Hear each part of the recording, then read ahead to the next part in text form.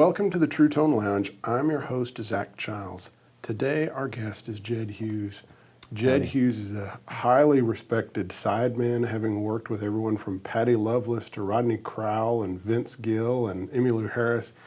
As a session man, he's worked with a Little Big Town and Dierks Bentley and all sorts of artists in the recording studio. He's a songwriter. He's had a solo career and recently released his album West. And he's been out on the road promoting it, opening shows for Vince Gill and doing double duty by also playing in his band. So yeah. Honored to have you here, Jedd. Thank you. It's great to be here. Thank you. Yes. Well, tell me a bit about growing up in Australia and how music kind of entered your life. Well, I grew up in a really small town, just a little farming town called Quorn. And we had a little sort of sheep farm. My dad was like a sheep farmer, sharecropper, and local handyman. So we had a cool little place outside of town. And my dad was also the local campfire guitar hero. And he had these thick folders full of handwritten lyrics and chords above the lyrics.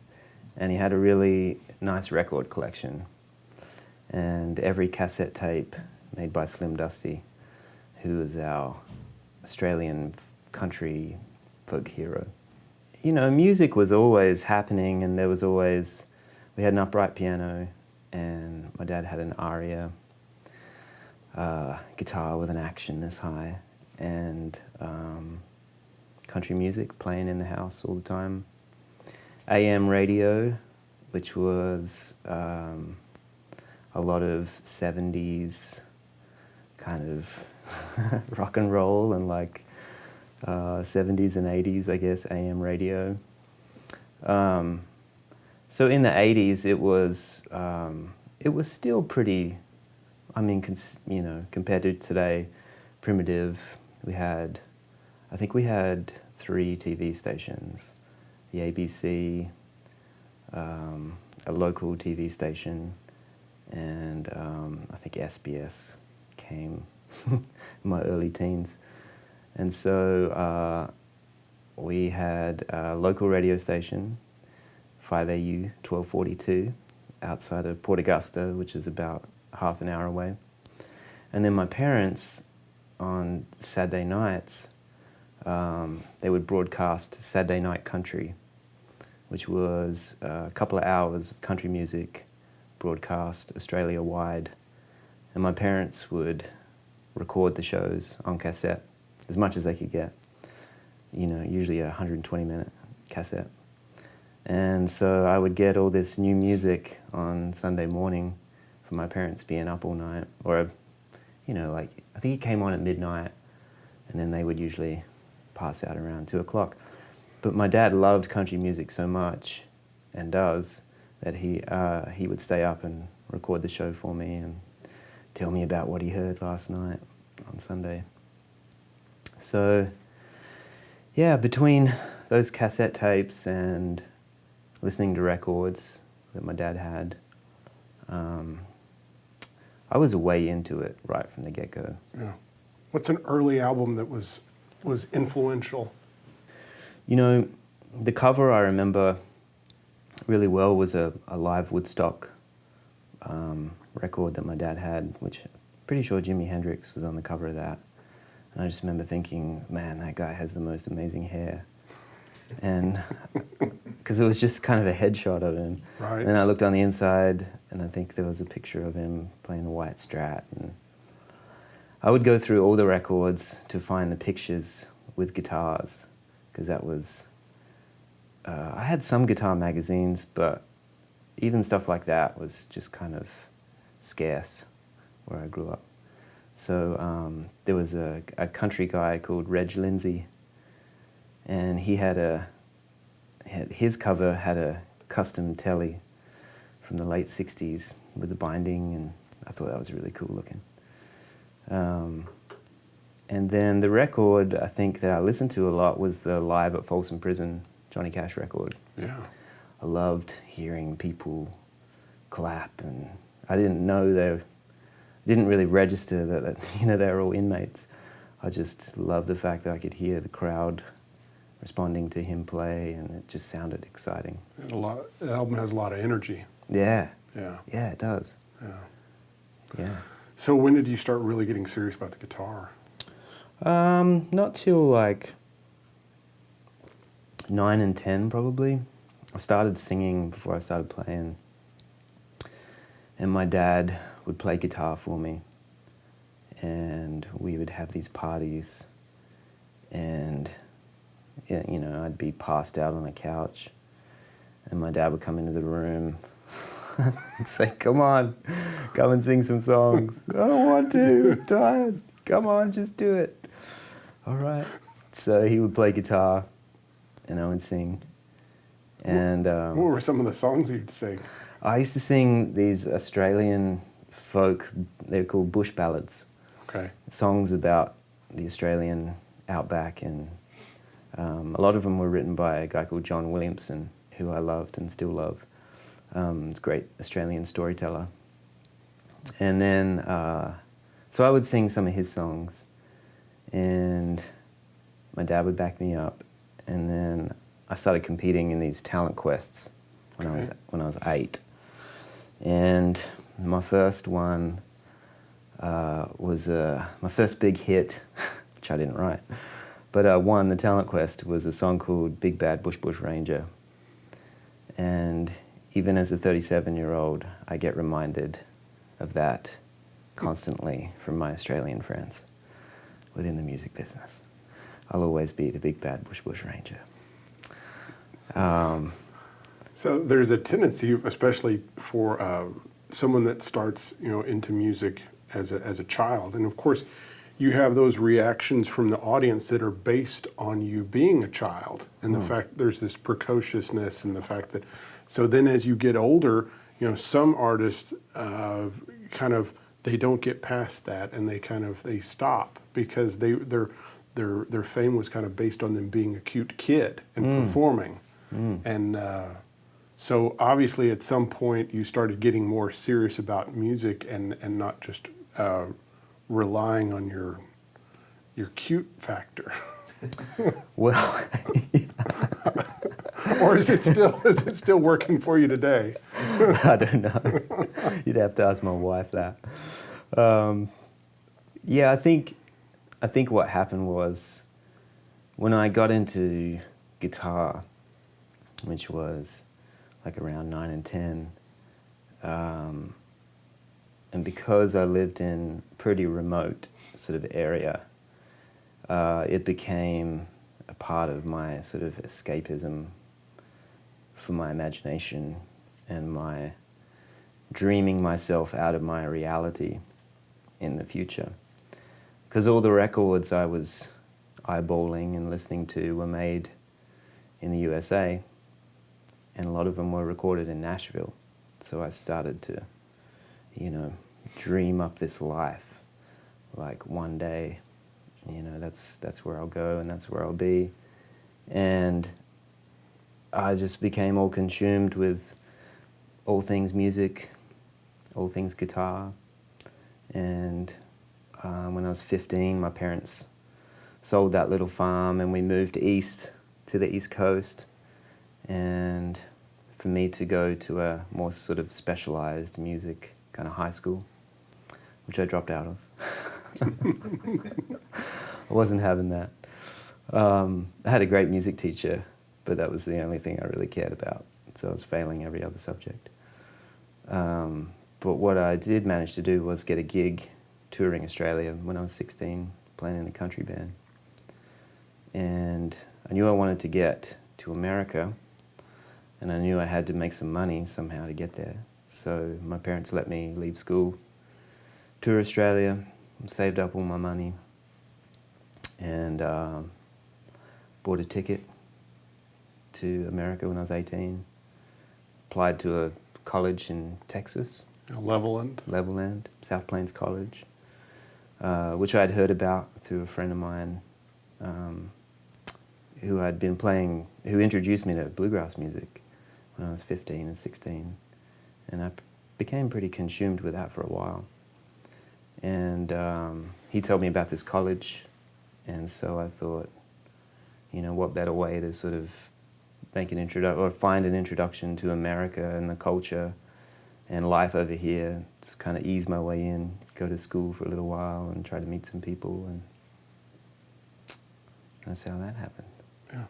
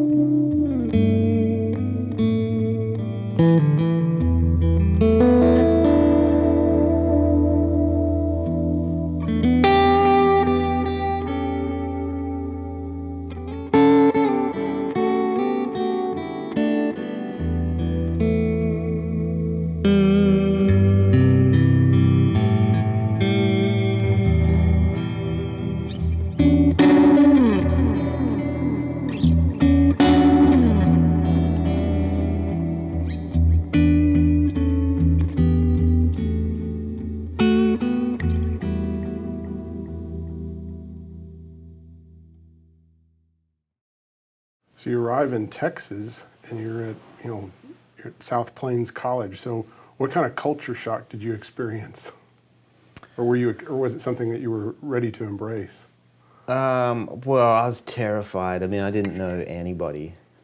I remember the first time I said "g'day" to somebody, and they looked at me like I was an alien, which I was, I guess.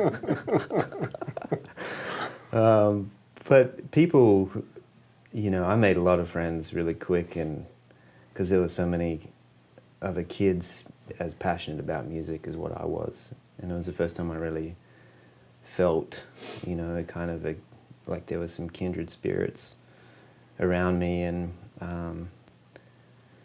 you know, made really good friends with this guy called Dan Bletz, who, you know, we were both obsessed with Tony Rice and wearing out bluegrass records, and another really good friend of mine, Ben Atkins, who had a kind of Texas country band. We would play every weekend, play these, you know, funky bars, and drive all over Texas and play Texas music, which a lot of the artists I hadn't heard of at that point, like Robert Earl Keen and Jack Ingram, and you know, all of these amazing guys making records that hadn't quite reached Australia. Yeah. It was awesome, man. I had a ball. How was your playing being formed and changed by being at South Plains? I guess it was, I actually started to become more aware of songwriting and starting to sort of formulate a bit of a plan about a solo career and writing songs, singing and playing guitar. Even though I was still sort of in the background a bit in those, you know, ensembles and stuff. That's what I started to daydream about doing. So I think more than anything, I was just playing a lot, like every day, hours and hours a day.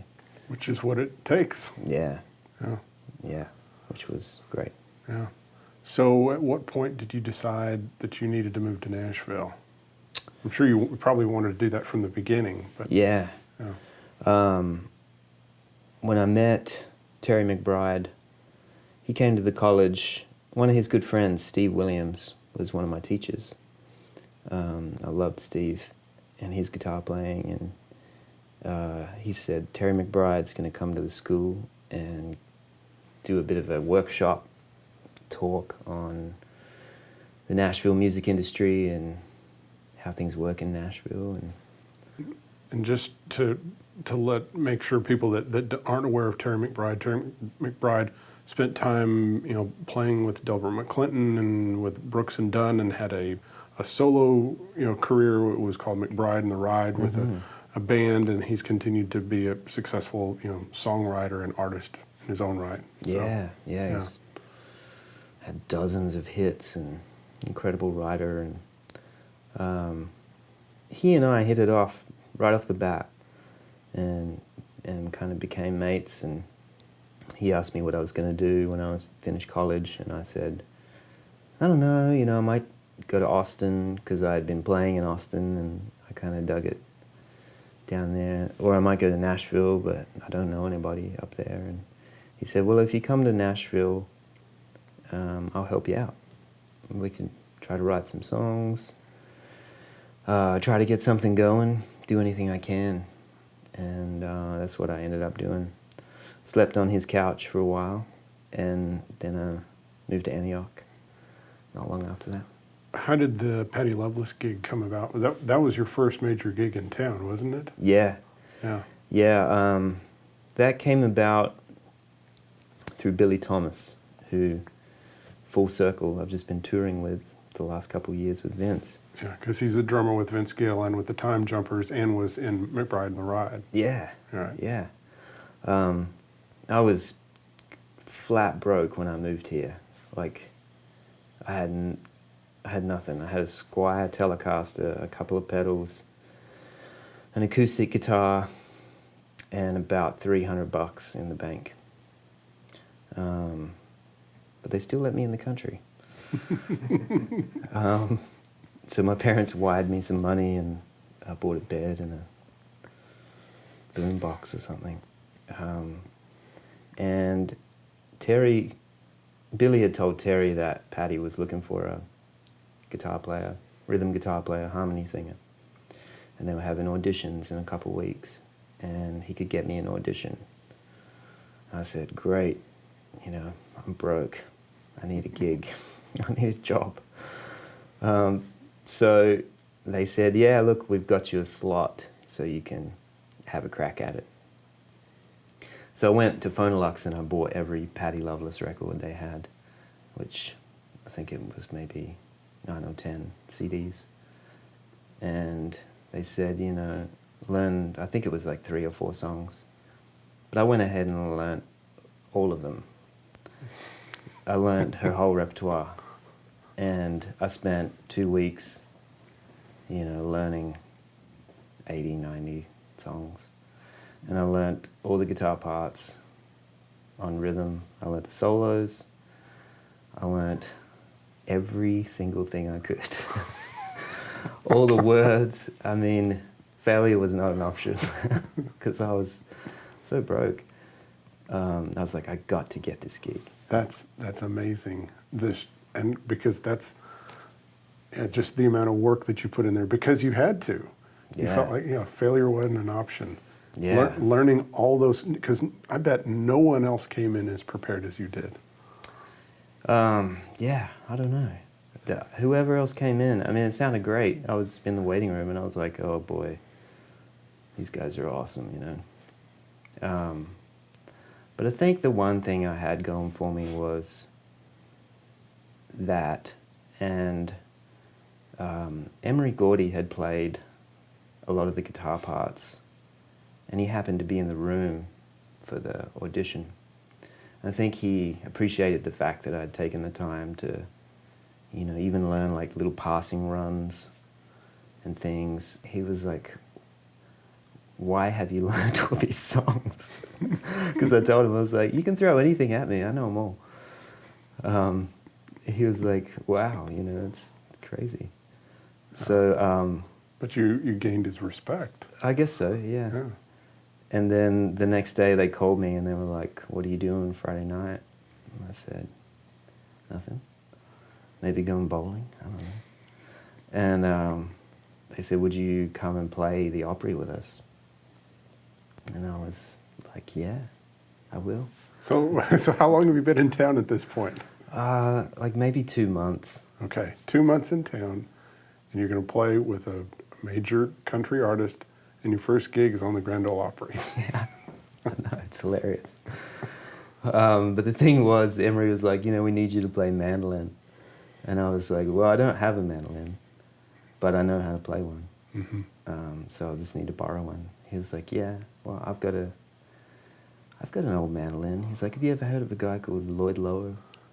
And I was like, kind of laughing. I was like, "No, actually, I haven't." Yeah. I was like, "What does that mean?" He said, "Well, it's an old Gibson mandolin, and I'll show it to you, see if you like it." Yeah. I was like, "All right, great." So he bought this mandolin, and I played it, and I was like, "This is a nice mandolin." And then years later, of course, I sort of learned all about Lloyd Lower and how rare those mandolins are and how great they are. Yeah, those are of mandolins. They're the Stradivarius of mandolins. Yeah. Yeah, the Lloyd Lower Gibson F5s. Yeah, incredible. So that was my first gig, and then Friday night they were like, "What are you doing Sunday?"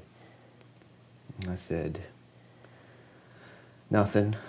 They said, "Would you jump on a bus with us and go to Merlefest and play Paddy's set at Merlefest?" And I said, "Yeah, that sounds fun. Can I play guitar?" I'm not sure I could play a whole show on mandolin. They were like, yeah, we want you to play guitar. And so I played acoustic guitar and sang a couple with Paddy, and it was crazy. And then I toured with Paddy for the next 18 months. We did the Down from the Mountain tour, which was a summer tour. Right, and so there were a lot of other acts on those bills, like there were Alison Krauss and Emmylou and Ricky Skaggs. A bunch of people were on those shows. Yeah, Ralph Stanley. Yeah. So you were meeting Norman meeting a lot of other players and artists. And yeah, it was crazy. It was like all the crazy things I had dreamed when I was in Australia. Suddenly I was like eating catering with these people, like backstage at shows, and becoming mates with them, and like jamming with Ron Block and Dan Tominski, and it was wild. The first day on that tour, I was singing with Paddy in the dressing room, and in walked Emmylou singing like the high harmony part, and I was like, I think I just stopped singing. I was like, words stopped coming out of my mouth, and her voice just like filled the room, and I was like, this is crazy. And then I got a gig with her years later. Right. Which was another, dream. Check that one off. Again, working with Emory,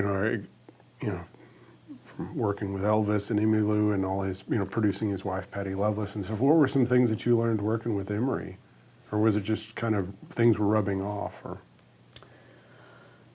I think one of the cool things I learned from him was that it was okay to be myself on sessions that I played for him, which only ended up being a handful of records. But what he liked about my playing was the fact that I wasn't trying to play like anybody else. I was just sort of very reactionary, I think, in my playing, and he liked me taking chances. And it was cool to be encouraged to do that, because I feel like that's become part of my playing in general, is that I'm just constantly freaking myself out or scaring myself by what I'm doing. And a lot of times it doesn't work, but the times when it does work, it feels really good and it's fun. And he encouraged that early on, and it was cool.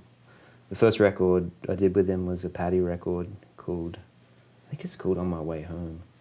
Yeah, it was cool. He was hilarious. And then, you would play something and he would say something like, yeah, that's great, save that for your record. That's a good comment. Save that for your record. In other words, I don't want that. Yeah. What else you got? This is awesome. Then about that time, you get a solo deal with Capitol, Yeah. and Oh, with the MCA. with MCA. Yeah. Okay. Which was what I wanted. You know, that was my dream, was to be on MCA, because Vince was on there, and a lot of my favorite records came from there. You know, Lyle Lovett records. You know, Tony Brown had produced so many country records that I really liked, and that was where I wanted to be. And David Conrad signed me there in 2003, I think that was, and I made a record for them. Solo record. That was Transcontinental. Transcontinental, yeah. Yeah. Which Terry produced. Okay. And you know, it seemed like everything was falling into place, just as I dreamed it, and it was. It was crazy. It was, you know, from 11,000 miles away, how I envisioned everything happening. But then there was a regime change. Yeah. Yeah.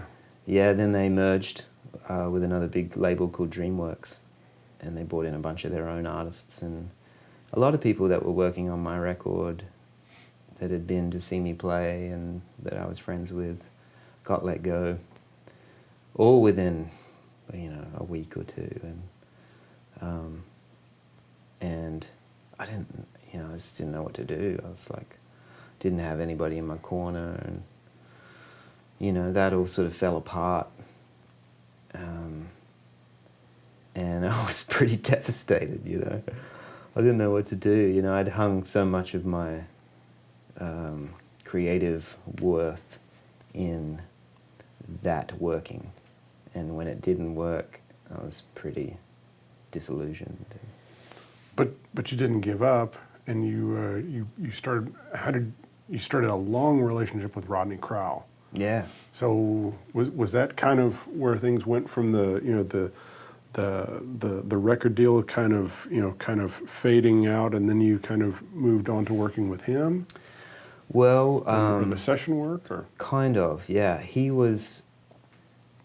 We had stayed in touch, and I was playing on demos for him and trying to write some songs with him, even though I was so intimidated being in the room with him. We wrote a few things, and then I got signed to Capitol. Okay. And I was like, all right, here we go. This is my second chance, you know. Mm-hmm. This is going to be awesome. That did not work out. Was that the one that Tom Bukovac was going to do some of the production on? Yeah, we made what I felt like was a great record.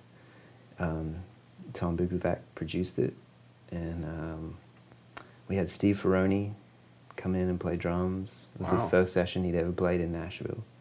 He couldn't have been cooler. It was a great cast. It was Dave Santos, Dan Dugmore, me, Greg Morrow played the other half of the tracking sessions on drums. It was incredible. And then Tom and I played a lot of guitars. And that just never saw the light of day. And eventually I just asked out of my deal, because I spent another year and a half after we handed that in trying to write a country single, which I didn't really know what that meant or how to do it, or nobody seemed to be able to tell me either. So I wrote myself into the ground pretty much, and was just miserable by the end of that. So I went and had breakfast with Mike Duncan, and he kindly let me out of my deal. And I was free to figure out the next part of the journey. So that seems like the transition into the doing more session work and doing more, sideman work, and you were touring with Rodney, and then you mentioned earlier, getting to play with Emmy Lou. So Emmy and Rodney, made two records together, and they did the tour, and you were part of the touring band. Yeah. And I guess you played on some of the records too. Yeah. Yeah. Yeah, I played on a session for Old Yellow Moon and a couple of the songs. And Rodney called me up and he said, "Hey man, why don't you grab your B-bender and come out on the road with us for a year and we'll go tour this record." I said, "Yeah, great. It sounds fun." Looking at the performances and set lists, there was a lot of kind of back catalog of hot band, material that y'all did. Yeah. I mean, obviously there was, material off the new record, and then there was some, some of Rodney's solo stuff, but there was a lot of it was coming from. They were doing a lot of hot band, so you were playing like Luxury Liner and all these, these Albert Lee and kind of James Burton, kind of tunes where you're having to, and you were playing a telly, and was that a thrill to kind of step into that kind of seat? Yeah, it was. It was because I had studied that style of guitar playing a lot when I was in Australia. I had a Albert Lee video that I'd found in England when I was 12, called Advanced Country Techniques. Mm-hmm. It was way too advanced for me at that point, but I learned so much from it, just from perseverance and watching and listening and watching. And I knew Albert had played on Luxury Liner, even though I'd never heard it and couldn't find a copy of it anywhere, but I'd read about it. So yeah, it was a huge, it was another thing like checking off on my list of dream collaborative kind of experiences. And then, getting to play twin stuff with Steve Fishel, who was playing pedal steel in the band. Mm-hmm. Byron House is in the first tour we did, and Jerry Rowe. Chris Tuttle playing keys. It was a super fun band. It was like, really a good, safe place to be, to be musical and to be fulfilled and not feel like, my solo hopes and dreams were sort of at stake. It was just a good, safe place to be for a while. Mm-hmm. Yeah. Again, there's, footage that you can find from Austin City Limits and other live performances that you can see, again, kind of some hot band things. Then Rodney might do Rock of My Soul, or some of these, some of Emmy stuff where you're kind of having to cover everything from the Albert Lee, James Burton thing to the Daniel Lanois to the Stuart Smith and all these other kinds of, great, historic guitar playing. Yeah. Yeah, it was such a great guitar gig. It was, so many great players have been a part of their music. Yeah. So did Emily or Rodney ask you to, really replicate, the parts that were on there? Did they give you some freedom there? There was a few things, signature things that they wanted, like they were, just like intros and things. But otherwise they were very much like, take it for a ride, play it like you hear it, be yourself. There are no rules. It was awesome. So when did you start kind of getting the hunger to do another solo record? I didn't really start thinking about that until I was like, I got pretty dark there for a few years. When that touring finished up, I was living in LA, and I was about to become a dad, and my now wife and I, who is the mother of our beautiful child, 2 children, I was sort of, the wheels were coming off, and I was terrified of, looming fatherhood, and had a lot of stuff I wasn't dealing with, and I was, pretty miserable, really miserable. I mean, waking up pitiful. So I had tried to get sober a couple times before that, and I could go a couple months here and there, and I'd be feeling good, and then I'd, you know, drift back into the darkness. And then 2 weeks before my son was born, I was actually having a conversation with a really great musician, somebody I really admired, and I was really, really messed up. And I couldn't even hold a conversation, as I was very aware that what was coming out of my mouth and what I was trying to communicate wasn't coming across. And it was embarrassing, and it was humiliating, and it was the final straw for me. Mm-hmm. So the next day, I woke up and I was like, all right, I got to make a change. And that'll be 4 years next month, 4 years ago. So I kind of went cold turkey for a while, and then started going to some meetings. Went to a place called On Site outside of Nashville, and did a lot of work, a lot of therapy, and started to get my mental health together. Mm-hmm. Once I did that, I actually started finding some creative hope again in my own music. Before that, I'd really hung up any hopes and dreams of creating my own music. I was so disconnected with my own musicality. I think I found refuge in helping others and collaborating in that way, and that was great for a long time.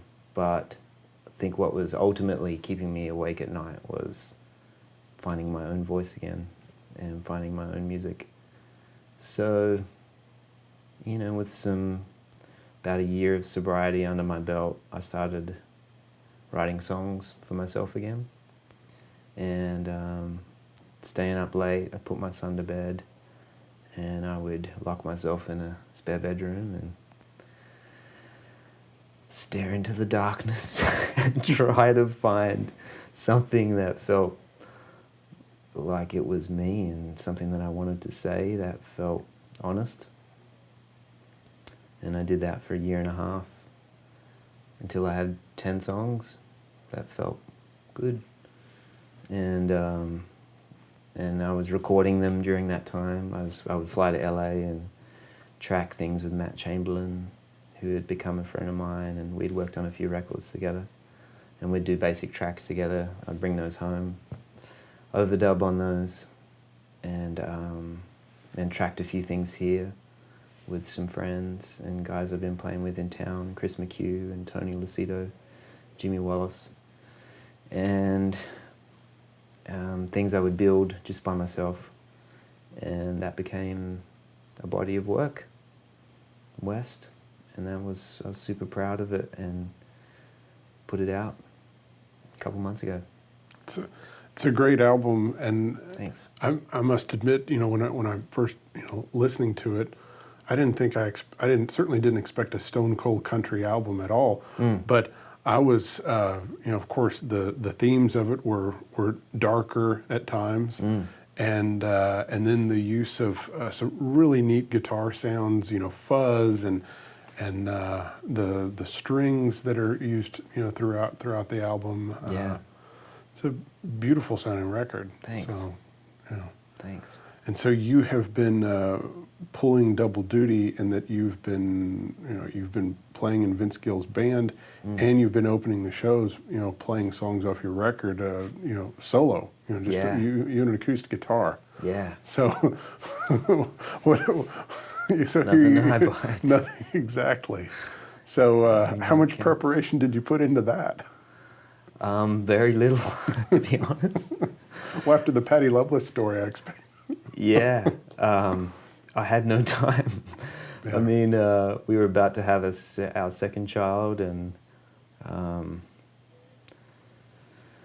you know, just life in general. It's always so busy around our house, and I kept thinking, like, man, I've got to work up a set list. You know, I've got to work up there's 25 minutes, 20 minutes to open the show, and I had this sort of list of songs in my head, but honestly, until the first day we were on tour, we got in early, and I had about 2 hours up my sleeve, and I was like, all right, I better dig in here. And, you know, I mean, I changed up songs here and there. One thing about this record, though, is the songs that are on it that I did end up recording, I spent a lot of time on them, writing them. And I spent a lot of time figuring out how to play them and sing them, because, I don't know, I sort of, I mean, I've been writing songs for years, but I've never written songs from a really guitar-oriented standpoint. Like, it's always been like, you know, B chord, A chord, E chord. But these songs sort of became like as important on guitar as the lyrics were, you know. Like, there's a song called Animal Eyes that's I found this tuning, it's nothing revolutionary, but B is my favorite key, and playing out a B, when you flatten the G string to F sharp, you suddenly have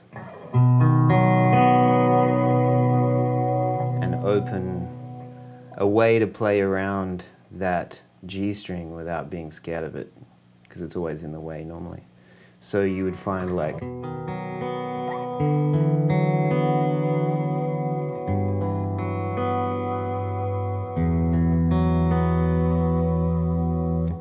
and I found this riff.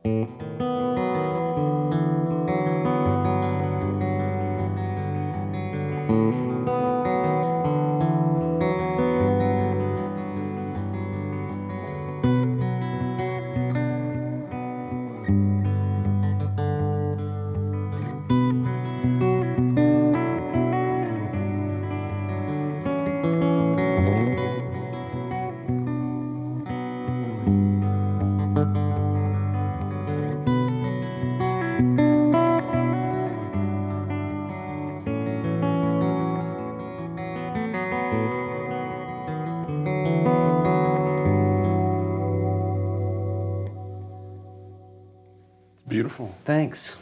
So And once I had that, I figured out, all right, now I got to find something to say. right. And there's two versions of the song that you can hear. One that's with the full production on it, and one that's just acoustic. Yeah. And it's neat to hear the song just acoustic and vocal.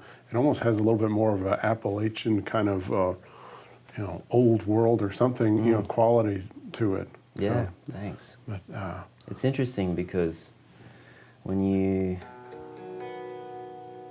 flatten out that G string, what you do is basically you create a space for major and minor thirds. You create a space that gives them impact. mm-hmm. And I didn't realize this until I was talking to Jordan Lenning about it. He composed and arranged the strings for the song. He said, man, you do this thing where it's like, it's a very root fifth based, which leaves this space for like when thirds happen, like they seem very impactful. And I didn't realize it when I was writing it at all. And I don't know much about theory anyway, but I've actually found that in my playing, once he said that, I started to analyze what I was doing a bit.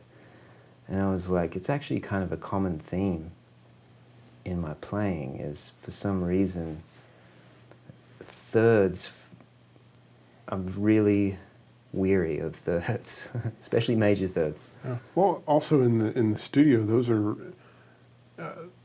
the notes that tend to really shout out if you're out of tune. Also, it seems if you skip those thirds, it also kind of helps things mesh together better in a way. Yeah. So I think I started to figure that out in session world too. Yeah, it's like, you know, thirds are very much, you know, a singer's territory as far as, you know, defining that, you know, space melodically. So, you know, I'm certainly weary of that.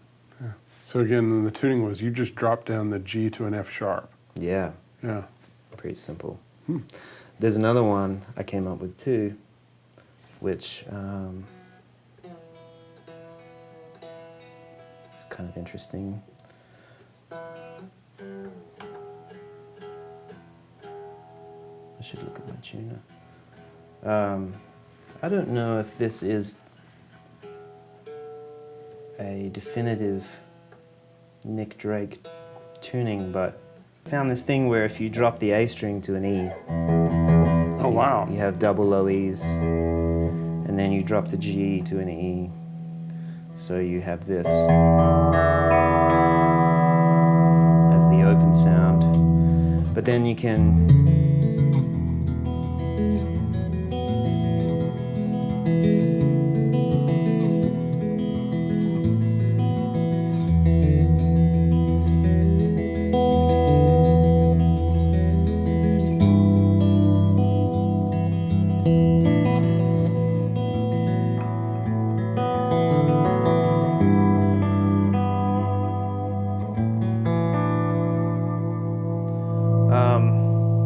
I was just fooling around with that one day, and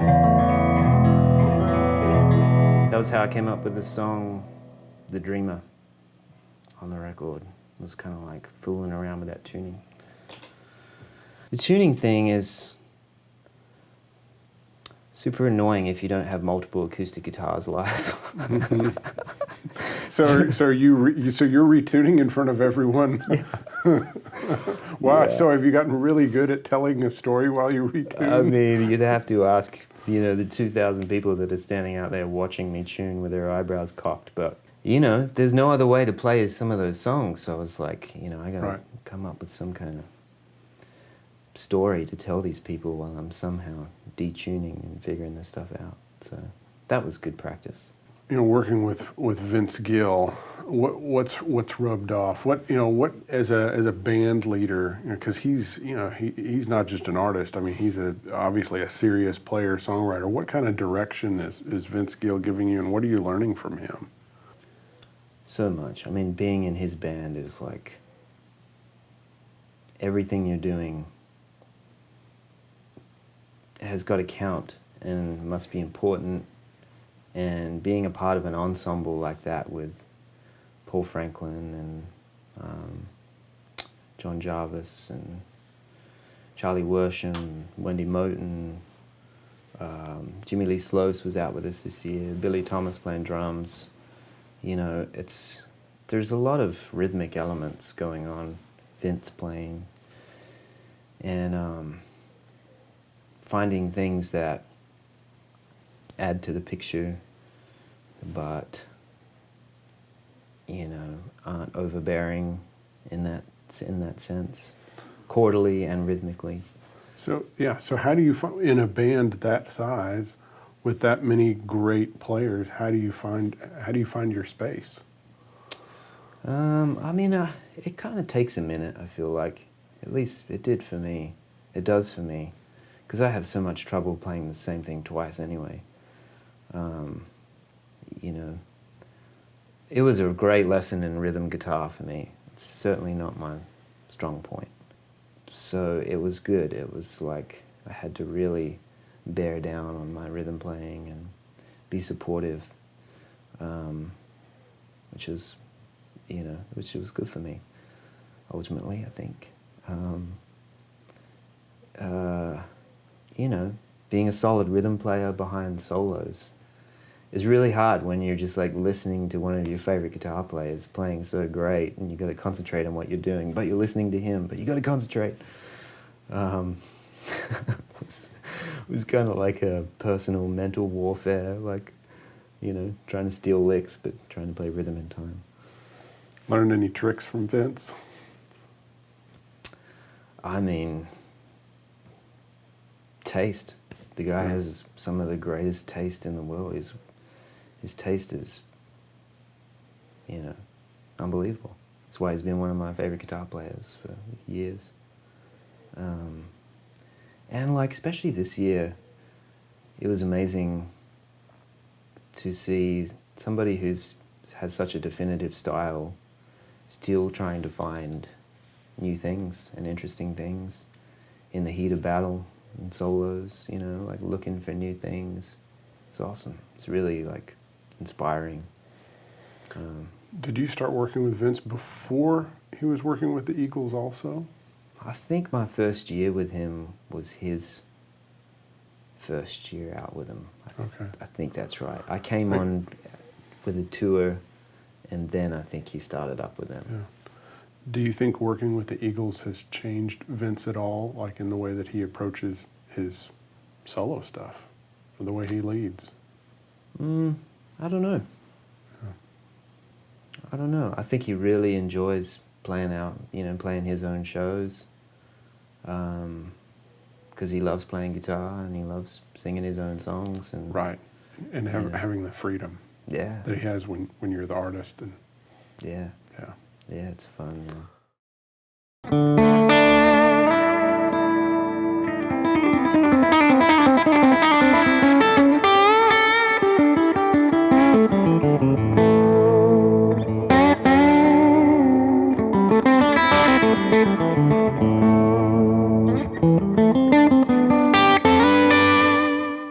So what's up in 2020 for Jedd? 2020. Well, firstly, we are relocating to Santa Cruz, California. Very nice. Which I'm super pumped about. It'll be warm. It'll be warm. Yeah, we might get a little more sunshine in January and February, which will be good.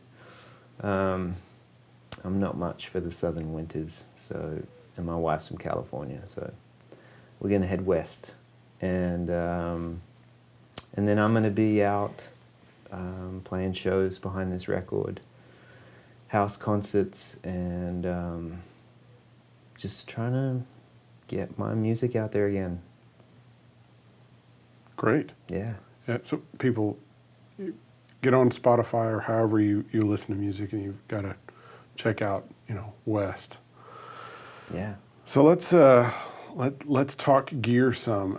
You've been holding this beautiful Teisco this whole time. Tell us a bit about this guitar. So you were saying this came from Jeff Sin. Yeah. I've had this for years. This is rebuilt, refinished by Jeff. Did an incredible job. It's a early or mid-60s, maybe, Teisco K2L shark fin, I think they call it, is the nickname. And has these square pole pickups that I'm pretty sure Jeff potted, which probably need potting again, because when I'm using this on a tracking session, if I'm in the same room as the drums, I can hear the drums through these pickups. It's hilarious. I usually don't say anything unless the engineer does, because I actually think it sounds cool. But it's been awesome. I think it's some kind of mahogany, like Asian mahogany, or like from somewhere. They're great guitars. It's quite striking. And so it looks like you had a three-way selector switch, volume and tone, and then what are these little switches up front? So these are disabled, but normally these turn the pickups on and off. And then this is a cut switch. Okay. So when the switch is on, it's actually just giving you full output. Or when it's off, it's giving you full output of the pickups. And when it's on, it's actually just cutting, which is really useful. I got to have Jeff wire it back in, because it's killer for like rhythm stuff, and then like bumping up for solos. Yeah. But right now it's functional as a three-way. I kept bumping these switches when I was playing. Yeah. So I had Jeff put in a three-way.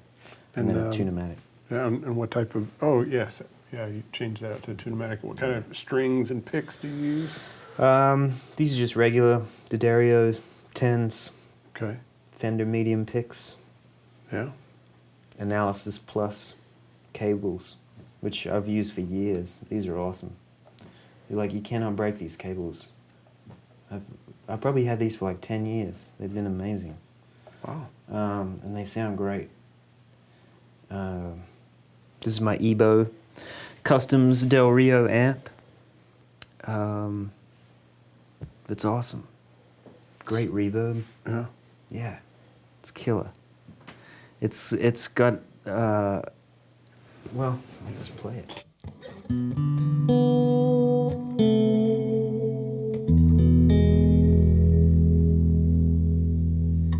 It's really nice, like it doesn't have any of that low-end mud that you would want to, you know, put a high pass on or something. It's already very tuned.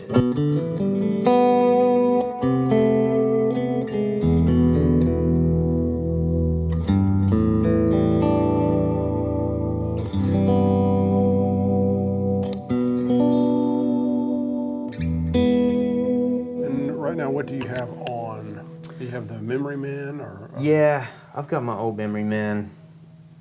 I bought that at Nashville Used Music for $50 when I first moved to Nashville. And it didn't work. And it's only because the power cable wasn't connected properly. So I've used that on every session I've ever played. And I still think it's the best one I've ever had. I've tried to find other ones. I've had a dozen or more old Memory Mans, and none of them, for some reason, sound like that one. But it's probably been fixed a few times. You know, I'm sure it's not all original, but Yeah. it's awesome. So we'll go through the board. Looks like we've got the Polytone tuner and then the Durham Sex Drive. Did you know, what does the Sex Drive do for your tone? Man, I've had this for forever. In fact, most of this stuff is the most dependable go-to stuff that I've had for a long time. The Sex Drive, I love it. It's awesome actually stacking this in front of fuzz pedals, Okay. which I don't have a fuzz on here right now, but what it's really good for too is like rental amps on fly gigs. If I find a clean tone with a rental amp, I can put the Sex Drive on in front of it and get it to react a little more like on the edge of breakup, which I like to be able to do. So I can turn the guitar down for my clean sound, turn it back up when I'm digging in harder. It's really good for that. Yeah, show us. So like... what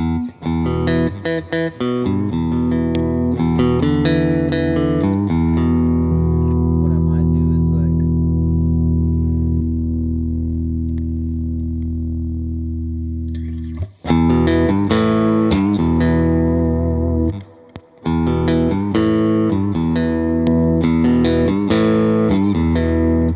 kind of gives you the feeling like to me, like the power tubes are working a little harder. Right, and just a touch of hair. Just a on there. little hair on there. Good boost pedal. The Nobels, which I just got a couple days ago from my friend Brett Moore. I haven't had one of these forever because I felt like I was so dependent on it for a long time. And then I got one again and I realized why I was so dependent on it for a long time. Because it's awesome. You can't beat them.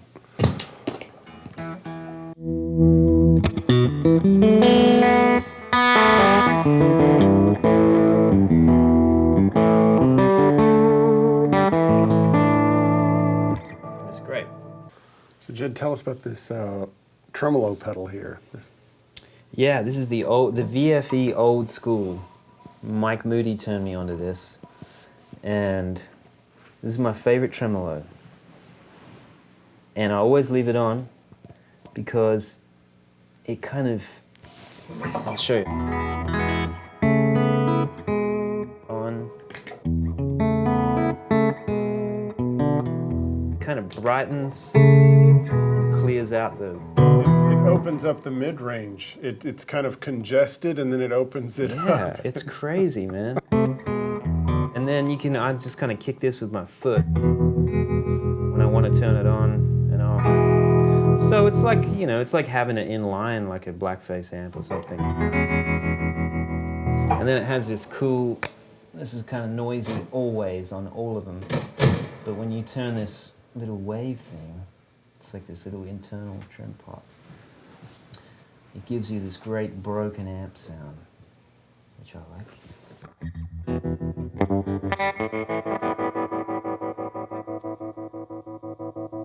Turn it up with that.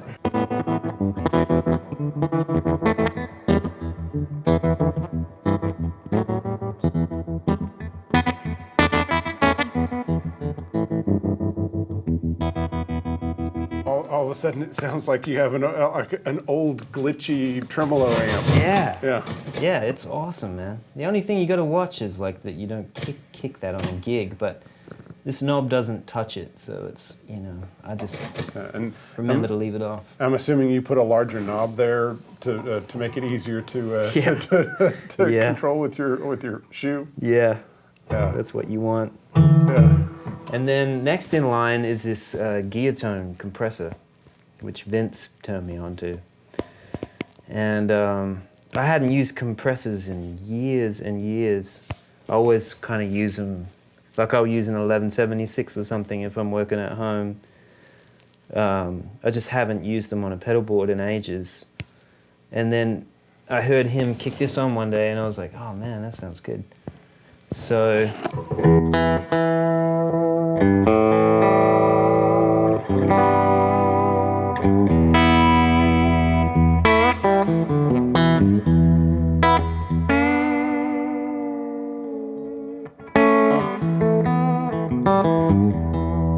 It's nice. And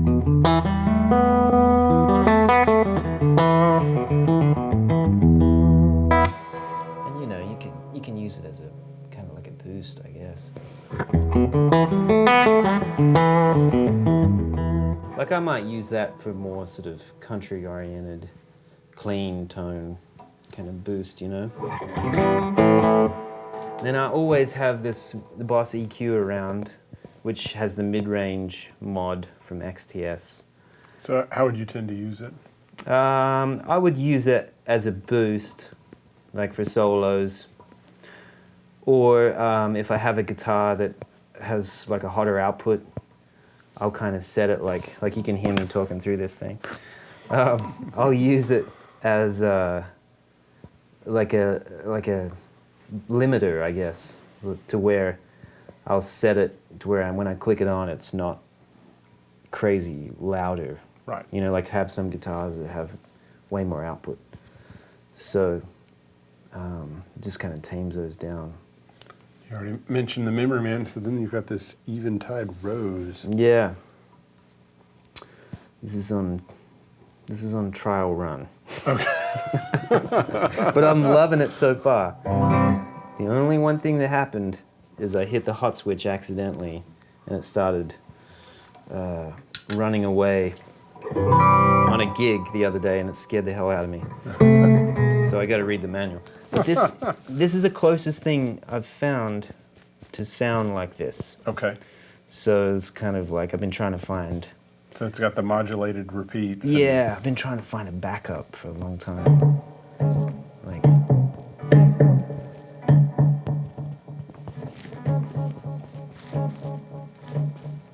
I try to get to the delays to sound like reverb. I don't like the delays to be too present.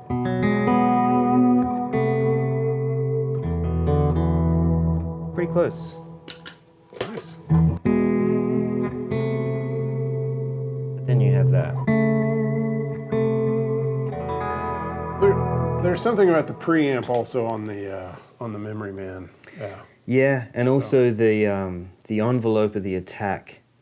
Like you can really push and pull the... I was thinking about this the other day, which I haven't found on any other delay. If you play lightly with the Memory Man, it'll mash out for you. If you play harder, it'll give you the repeats harder. So you can kind of like tug of war, push and pull it around to kind of do what you want.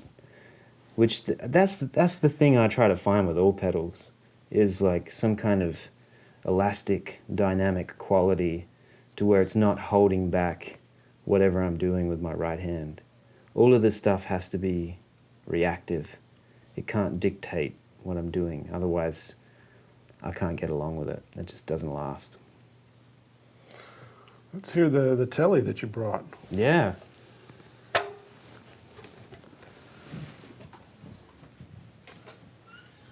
This is a 57 telly.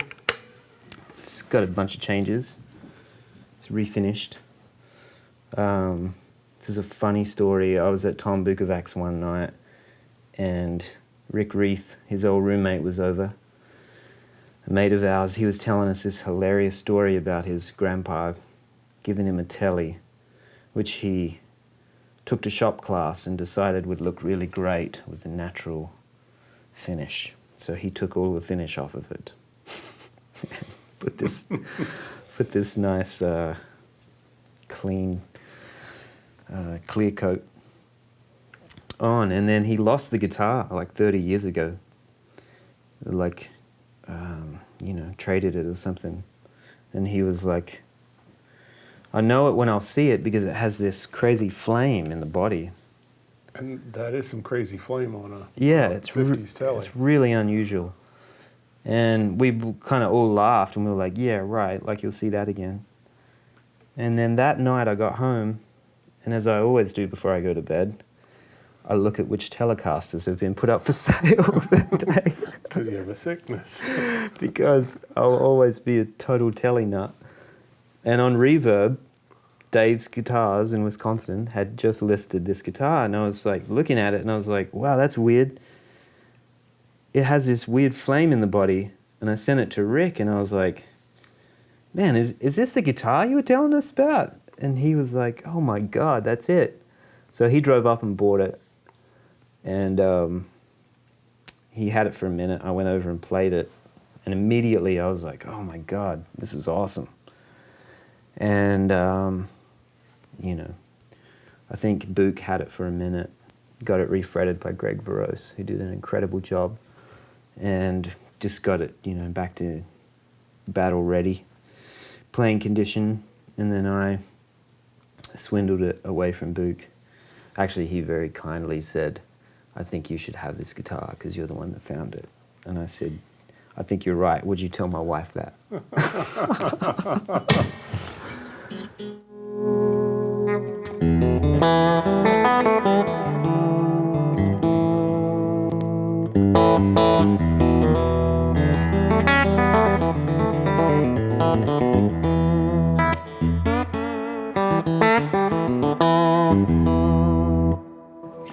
I mean, that's what you would want that to do, right? Yeah, let's hear the other.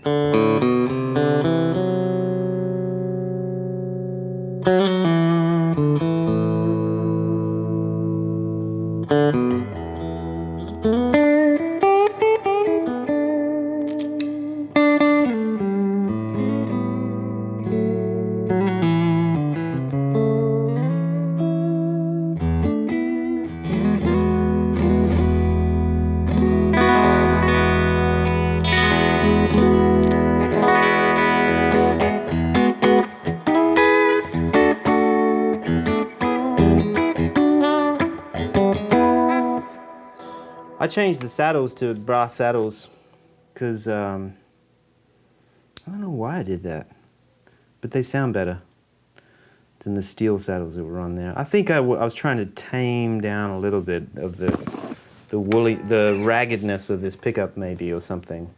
But I think intonation too, maybe I had to tweak that, but it does exactly what I would want a telly to do. It's a great pickup. This is a teench dark for me, but that's okay. Let us hear the telly with the compressor and give us some. Oh yeah. Get a little slap back.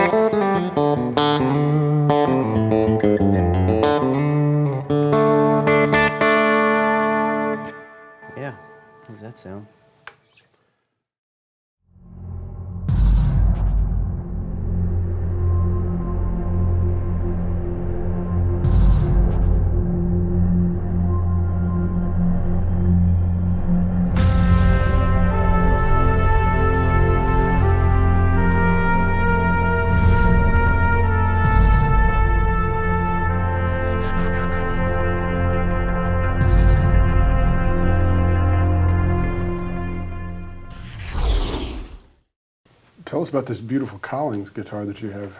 Yeah, this is a Collings OM-1JL, based on Julian Lage's late 30s 00018. And I've been playing the same acoustic guitar for about the last 20 years almost, which is a Brazilian rosewood dreadnought that a friend of mine built in Australia. But it's been thrown around so much, and after every flight when I come home, I was just like sweating opening the case, because it's been rebuilt by Joe Glazer twice. And finally, my friend that built the guitar passed away, and I just thought, you know, I cannot just drag this thing around anymore, much as I love it. So I take it with me when I'm not flying, but I've been friends with Steve McCreary for years at Collings, and I've always loved Collings instruments. They're amazing. But, you know, until I found one that I was willing to sign off on, I've been holding out. And he sent me this a couple months ago, and I was just blown away right off the bat. It's like super light, has this great vintagey feeling, super comfortable neck. It's a great taper, like gets bigger up here, and it's really even and responsive.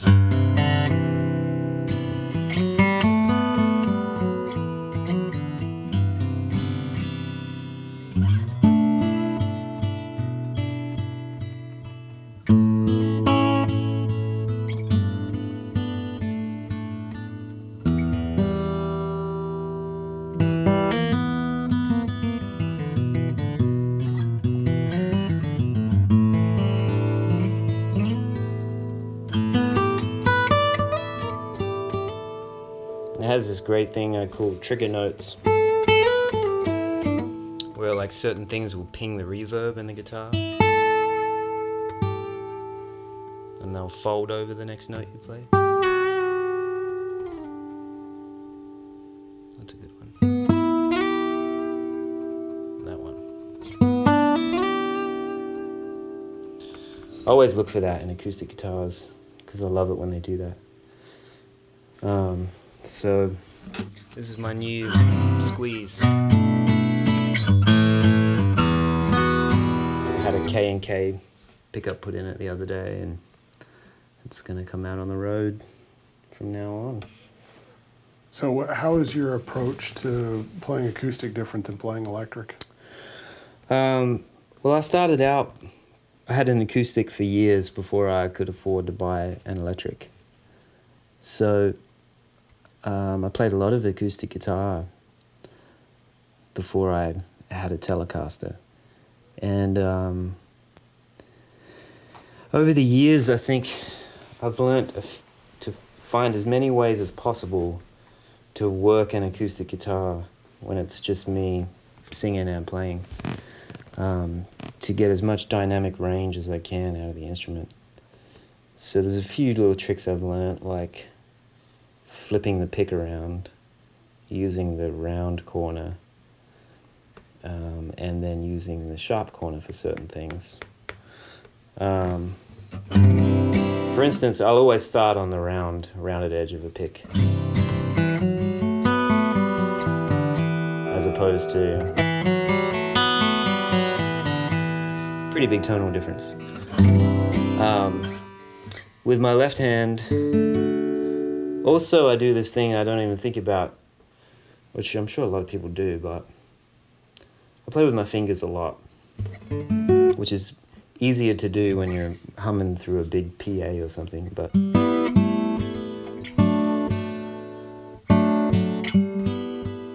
even parts of your fingers, I've found, can have brighter and darker sounds. Like this top side of your thumb, you can like soften the attack. For instance, the difference between that and this finger much brighter tone.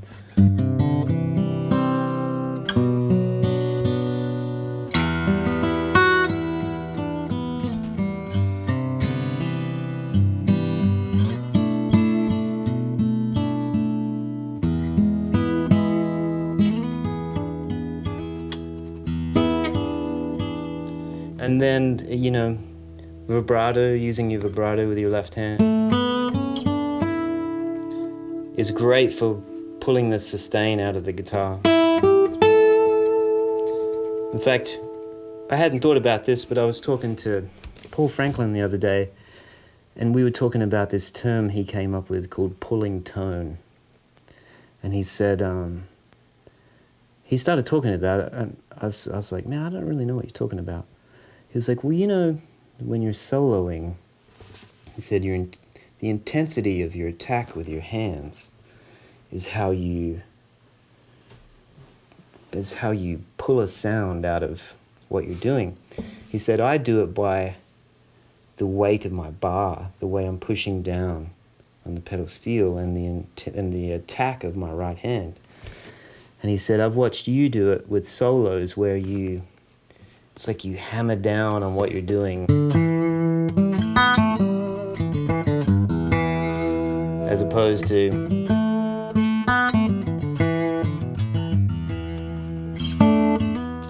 and I guess it's in relation to sustain, but it also, I've found that by doing that,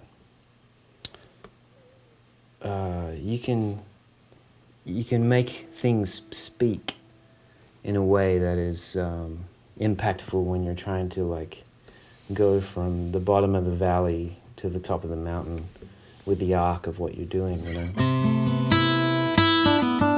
So for instance, like, I don't know, something like this.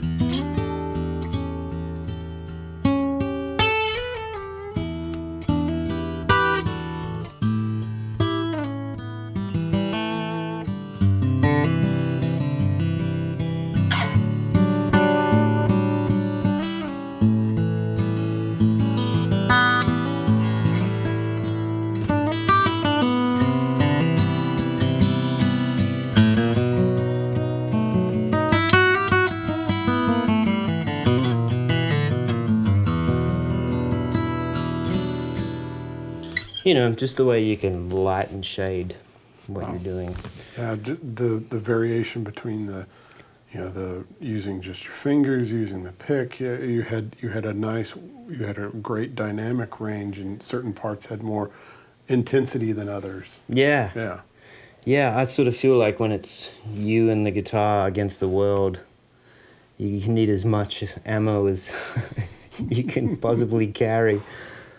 Are these nickel bronze strings or? Yeah. These are what they come with from the factory.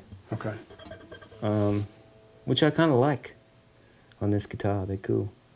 Well, Jedd, I really appreciate you taking the time to come down here and be on the show. Yeah, thanks for having me. So, it's a real treat. Thank you. Thanks, Zach. Yeah.